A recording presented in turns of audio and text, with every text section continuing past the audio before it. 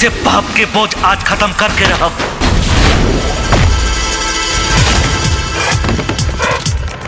वादा बतौरा से माई आज तक ऐसा कोनो छरा नहीं के बनल जौन कन्हैया नाम के लोहा छेद सके। नमक हलाली के धर्म अदा कर ना तो जमीन पर पटक के धूल चटावे में मिनट भर ना लगी। बंद करे नाटक। प्रभु है आप। मधुबाला, लाखों दिलों की धड़कन।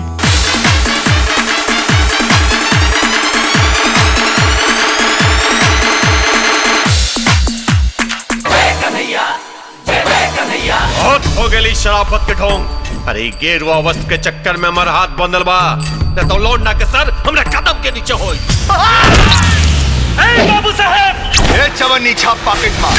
शरीफन के बस्ती है, शराफत से गोर झाड़ के यहाँ से चल जो, नहीं तो बेटा मारा वाला और घसीटा वाला। गोपी, हमसे दोस्ती करबा ना, हमके रिश्ता मंजूर नहीं खे। दुल्हन तो ओकरे होली जे अपना साथी डोली में ले जाए।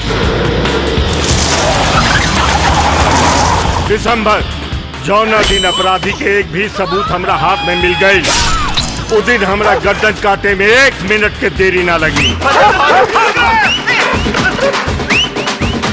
ना मरबू तो का मरवाईबू।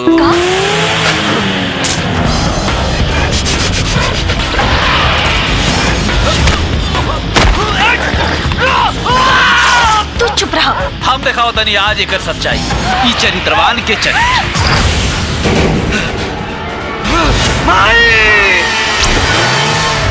तोहार चरणन के धूर के सौगन बा माई, एक एक के चुन चुन के मारम।